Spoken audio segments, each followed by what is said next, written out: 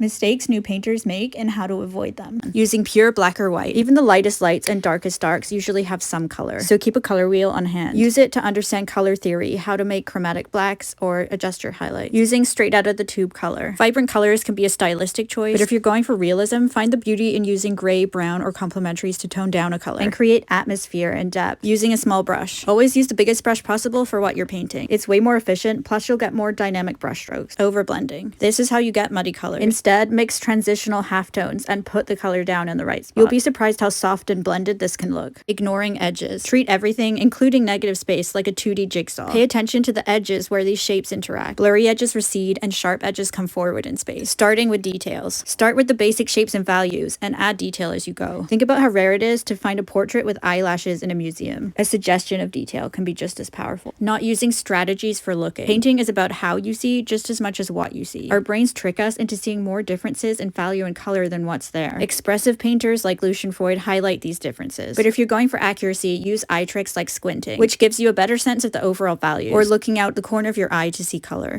Being impatient with your drawing. Drawing mistakes will haunt you throughout your painting. Use whatever tools you can to accurately map in the overall shape, trying to exactly match a color. No one will see your reference. Your colors only have to make sense within the context of your painting. Focus on form instead. Exact color recipes for portraits or landscapes are overrated. If you can understand the Munsell color system, you'll be set. Learning through niche tutorials. You'll obviously still learn from any tutorial on how to paint a tree, face, or cloud, but it's better to build on the fundamentals of value, color, shape, and light. Skills that you can apply to painting anything.